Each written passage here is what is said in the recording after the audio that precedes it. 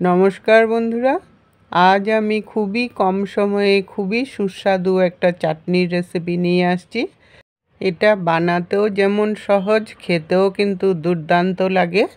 সীমাস small kitchen টিপসে আপনাদের সবাইকে স্বাগত জানাচ্ছি।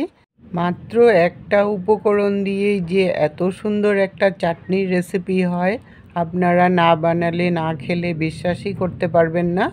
আসুন তাহলে দেখে নিই আমি কি দিয়ে চাটনিটা বানিয়েছি। এগুলোকে টক পালং পাতা বলে। এগুলো কিন্তু বাজারে অনেক জায়গাতেই কিনতে পাওয়া যায়। আর এই পালং পাতাগুলো ওই পালং পাতার তুলনায় একটু গোল থাকে আর একটু পাতলাও থাকে, অতটা ভারী হয় না এই পাতাগুলো। এই টক পালং পাতার বলতে গেলে কিছুই ফেলানো যায় না, খালি গোড়াটা কেটে নিয়েই রান্না করলেই হয়ে যায়। আর এই পাতার ডাঁটাগুলো কিন্তু একদমই নরম থাকে। ওই পালং পাতার ডাঁটাগুলো যদিও একটু শক্ত থাকে, একটু সিদ্ধ হতে সময় লেগে যায়, কিন্তু এটা খুব তাড়াতাড়ি সিদ্ধ হয়ে যায়। এখন পাতাগুলোকে ভালো করে ধুয়ে নিয়ে একটু বড় বড় করে কেটে নেব। পাতাগুলো সব বড় বড় করে কেটে নিয়েছি। এর চেয়েও কিন্তু বড় বড় কাটতে পারেন ইচ্ছা করলে আপনারা। পাতাগুলো যেহেতু নরম থাকে তার জন্য রান্না করলে কিন্তু একদমই গলে যায়, তাই বড় বড় কাটলেও কোনো অসুবিধা হয় না। এখন কড়াই বসিয়ে 1 চামচ সরষের তেল দিয়ে দিলাম। তেলটাকে ভালো করে গরম করে নিয়ে তারপর 2টো শুকনো লঙ্কা দিয়ে দিলাম। যেহেতু চাটনি রান্না করব, ফোড়নে তো শুকনো লঙ্কা দিতেই হবে। লঙ্কাটাকে একটু সময় ভাজা করে নিব, যতক্ষণ না লঙ্কার ভাজা গন্ধ চলে আসে। লঙ্কাটা ভাজা হয়ে যাওয়ার পর 1/2 টিস্পুন সরষে দিয়ে দিলাম। আপনাদের কাছে যদি রাঁধুনি থাকে রাঁধুনিও দিতে পারেন সোমবারে, তাহলে এর গন্ধটা খুব সুন্দর হবে।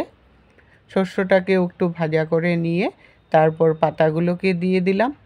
পাতাগুলো দেখতেই কিন্তু এতগুলো হয়েছে। আস্তে আস্তে যখন মজে যাবে, পাতাটা একদমই অল্প হয়ে যায়। তার জন্য নুনটা কিন্তু একদম পরে দিতে হয়, তাহলে নুনের আন্দাজটা বোঝা যাবে। পাতাগুলো দেওয়ার পর তারপর নাড়তে নাড়তে আস্তে আস্তে করে কালারটাও কিন্তু চেঞ্জ হতে থাকবে আর একটু কমতেও শুরু করবে। এই জন্য পাতাগুলো দিয়ে নাড়তে নাড়তে যখন কমে আসবে তখন নুনটা দেবেন, তাহলে নুনের পরিমাণটা বোঝা যাবে।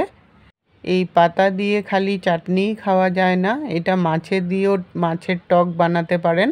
আর ডালে দিলেও কিন্তু খুব ভালো লাগে, একটু টক টক ভাব আসে। কিন্তু চাটনি বানালে এক্সট্রা যতটা মিষ্টি দিতে হয়, ডালে দিলে কিন্তু একটুকু মিষ্টি দিতে হয় না। এইভাবে চাটনিটা বানালে এক্সট্রা একটু মিষ্টিটা দিতে হয়, যেহেতু পাতাগুলো খুবই টক থাকে। আর ডালে দিলে বা মাছে দিলে কিন্তু কোনো মিষ্টিই দিতে হয় না। পাতাগুলো দেখুন কথা বলতে বলতে মজে এতটাই কমে গেছে যে একদম কড়াইতেই লেগে যাচ্ছে।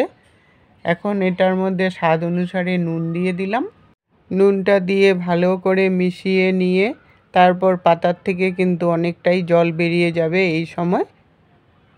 এই সময় একটু মিশিয়ে নিয়ে নেড়ে শুকিয়ে নিতে লাগবে, তাহলে চাটনিটা একটু ঘন হবে। একটু সময় নেড়ে চেড়ে শুকিয়ে নিয়ে তারপর স্বাদ অনুসারে মিষ্টি দিয়ে দিলাম। মিষ্টিটা কম বেশি করে নিতে পারেন আপনাদের পছন্দ মতো। মিষ্টিটা দিয়েও এখন কিন্তু নেড়ে আরেকটু শুকাতে হবে, কারণ মিষ্টিটা দেওয়ার পরেও কিন্তু অনেকটা জল বেরিয়ে যাবে। আমি কিন্তু কিছুই জল ব্যবহার করব না, যা পাতার থেকে জল বেরোবে আর মিষ্টির থেকে যা জল বেরোবে ওটা দিয়েই কিন্তু রান্নাটা করব। সামান্য পরিমাণে একটু হলদি পাউডার দিয়ে দিলাম, তাহলে কালারটা খুব সুন্দর হবে।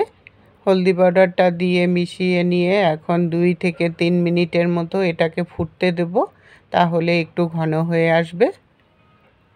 3-4 মিনিট জাল দেওয়ার পর চাটনিটা কিন্তু অনেকটাই ঘন হয়ে আসছে আর একটু শুকিয়েও আসছে।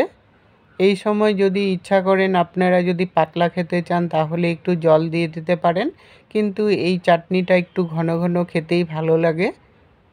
চাটনিটা মোটামুটি আমার হয়ে গেছে, এখন আমি নামিয়ে নিলাম।